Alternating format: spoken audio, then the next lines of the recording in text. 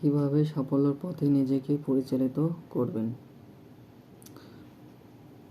অধ্যবসায় না থাকলে সাফল্য লাভের যে কোনো পরিকল্পনা ব্যর্থ হতে বাধা উপমা হিসেবে বলতে চাই। আপনি বাজার থেকে তরকারি কিনলেন, বাসায় এনে কাটলেন, ধুলেন, মশলা মাখলেন, তারপর চুলোয় উঠালেন, কিন্তু চুলো জ্বালাইতেই ভুলে গেলেন। অথবা জ্বালানোর পরে খুব অল্প অল্প চুলোয় উপর রাখবেন, এতে সব তরকারি কাঁচাই থেকে গেল, রান্নাটা ঠিক মতো হলো না। সেই রকম দীর্ঘ সময় ধরে ধৈর্য সহকারে চেষ্টা না করলে কোনো পরিকল্পনায় শেষ পর্যন্ত সফল হবে না। ছোটবেলায় নিশ্চিন্তই খরগোশ আর কচ্ছপের গল্প পড়েছেন। এই সরল গল্পের মধ্যে নিহিত আছে এক গভীর জীবন সত্য।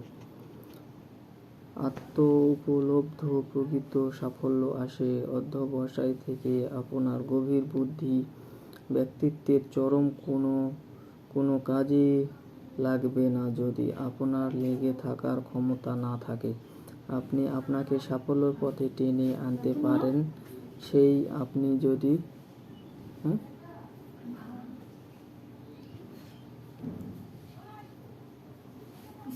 যদি মাঝপথে এসে প্রতিজ্ঞা ভঙ্গ করেন, তাহলে আর কে বাঁচাবে আপনাকে?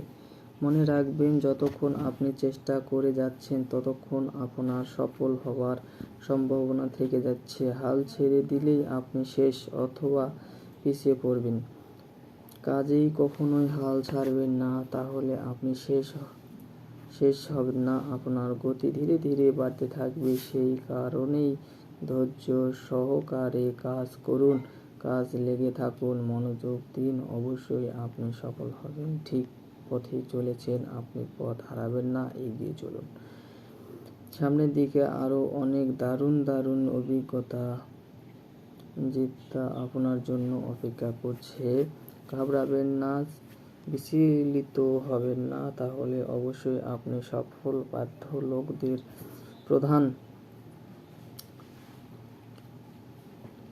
প্রধান দোষ কাজের কাজ না করে কেবল তারা নানান রকম অজুহাত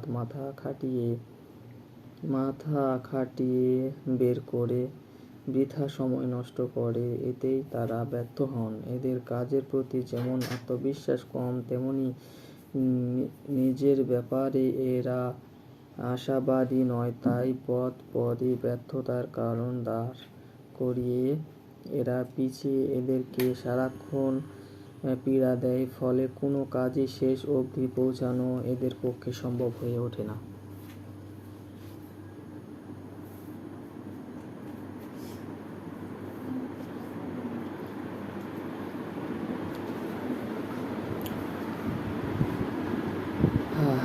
बहुत गरम लगता है।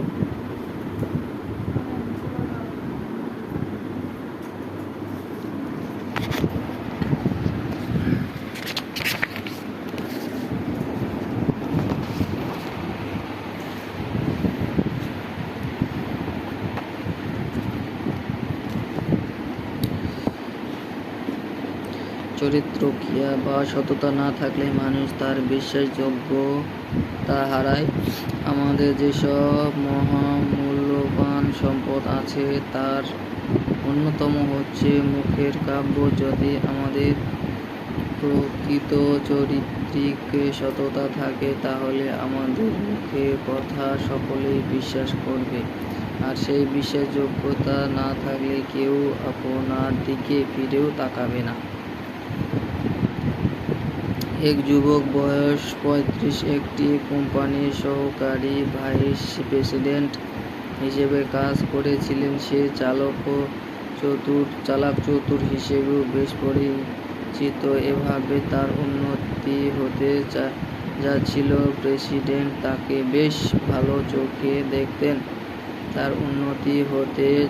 প্রেসিডেন্ট তাকে বেশ ভালো চোখে দেখতেন। তাই কোম্পানিতে যুবকের সম্মানও ছিল যথেষ্ট। কিন্তু দোষের মতো সে বেশি বেশি মাত্রায় উচ্চাভিলাষিতা, এটাও তার দোষ নয়, কিন্তু দোষটা এখানে যে তার এই উচ্চাভিলাষের মাঝে সততা ও চারিত্রিক দৃঢ়তার অভাব ছিল। সে মিথ্যাচারের ভিত্তিতে উচ্চাভিলাষিতা হয়ে জীবন উন্নতির আশা করেছিলেন। তার এই উচ্চাভিলাষী মিথ্যাচারের দর্শন ছিল যে উপরে উঠতে গেলে, আরও ক্ষমতা পেতে গেলে এসব একটু আধটু চর্চা তো করতেই হবে। এটাই তার জীবনে চরম বিপর্যয় ডেকে আনে। তার সহকর্মীরা এসব মিথ্যাচার আদৌ ভালো চোখে দেখেন না। কোম্পানির বিক্রি বাড়াতে হবে, বাড়াও, কিন্তু ক্রেতাদের সঙ্গে মিথ্যাচার করে কেন? এতে তো আখেরে কোম্পানিরই বদনাম হবে। এক সময় তার সহকারী থেকে সে আলাদা হয়ে পড়েন। সহকারীরাও তাকে সন্দেহের চোখে দেখছিলেন, তাই তারা তার সাথে সম্পূর্ণ ব্যবহার করতেন না, কিন্তু মুখে তার কিছু বলতেও পারতেন না। অবশেষে একদিন সুযোগের চোরের 10 দিন হলে শাওদের একদিন কোম্পানির এক অভিযোগ তুলে প্রেসিডেন্টের কাছে রাগে ফেটে পড়লেন। প্রেসিডেন্ট তদন্ত করে দেখলেন ব্যাপারটা সত্যি। ভাইস প্রেসিডেন্ট দোষ কোম্পানির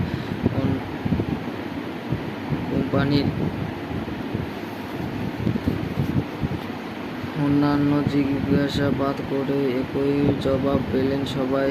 এক বাক্য তার অসাধুর কথা বললেন। প্রেসিডেন্ট অসন্তুষ্ট হলেন। সহকারী ভাইস প্রেসিডেন্টকে নিয়ে তার অনেক আশা ছিল, সব ধূলিসাৎ হয়ে গেল। এরপর তিনি তার উপর ভরসা করতে পারলেন না। সততা ও চরিত্র দৃঢ়তা না থাকলে এভাবেই ভরসা রাখতে পারেন না। বিশ্বাসযোগ্যতা বা আস্থা থাকে না। পরে তিনি তার কর্মসূচিকে করতে বাধ্য করেন। এভাবে মিথ্যাচার ও সততার অভাবে অনেকেই ব্যক্তি জীবনে স্থায়িত্ব তৈরি করতে ব্যর্থ হন, আর এতেই তাদের জীবনের ব্যর্থতা নেমে আসে। আমরা তাকেই আচরণে মিথ্যা কথা বলে নিজের মানমর্যাদা নষ্ট করি। অর্থ, ঝামেলা, ঝঞ্ঝাট এছাড়াও লোকেদের কাছে ভালো সাজতে অনেকেই কৌতূহল করে মিথ্যাচার আশ্রয় নিয়ে। আমাদের বিবেক বুদ্ধি, আত্মবোধের জ্ঞান ও আত্মসমীক্ষার ক্ষমতা না থাকা দরকার। আমরা আবেগ দুর্যোগের পথে নিয়ে যাই বলে এতে আমাদের নিয়ন্ত্রণ হারিয়ে ফেলি, আর তখনই আমরা মিথ্যা বলে সায়নিক আনন্দ অনুভব করি, কিন্তু এই আনন্দটাই আমাদের সারা জীবন কাটতে হয়। অনেক সময়ে শিশুরা ঝামেলা, বাঞ্ছুটা, মারধর, বকুনি ইত্যাদি এড়াতে মন্ত্র বলা সম্ভব করে মা বাবা ভালো শুনে খুশি সেসব কথা বানিয়ে বানিয়ে বলে নিজেদের মিথ্যাচারের দিকে নিয়ে যান। এতে তার পরবর্তী জীবনের ক্ষতি হতে থাকে। যেসব হয়তো স্কুলে গিয়ে কোনো শিশু ক্লাস ফাঁকি দিয়ে আড্ডা মারলেন, বাড়িতে এসে বাবা মাকে বললেন ক্লাস করে এসেছি, এতে পরবর্তী শিশুটিরই ভীষণ ক্ষতি হয়। আর আমাদের যখন আত্মোপলব্ধি জাগে তখন আমরা প্রতিদিনই অনুভব করি সত্যবাদী হওয়া, সৎ হওয়া তত প্রয়োজন জীবনের বিভিন্ন ক্ষেত্রে। এর উপযোগী আমরা বুঝতে পারি যেসব আত্মীয়তা, বন্ধুত্ব, করে দেওয়া গাড়ির গতিসীমা অহেতুক না বাড়ানো, টাকা ধার চাওয়া ইত্যাদি নানা ক্ষেত্রে সততা বা মুখের কথা মান্য করা খুব প্রয়োজন। মনে রাখবেন, সততা এবং সত্যবাদিতার মধ্যে আছে আরাম ও শক্তি। এই আরাম ও শক্তি কিন্তু স্থায়ী, আর অসততার মধ্যে আছে অশান্তি, অপরাধ এবং ভয়, বা আপনার ব্যক্তিত্ব ধ্বংস করতে পারে নিমিষেই। ঠিক ঠিক ঠিক ঠিক ঠিক ঠিক ঠিক ঠিক ঠিক ঠিক ঠিক ঠিক ঠিক ঠিক ঠিক।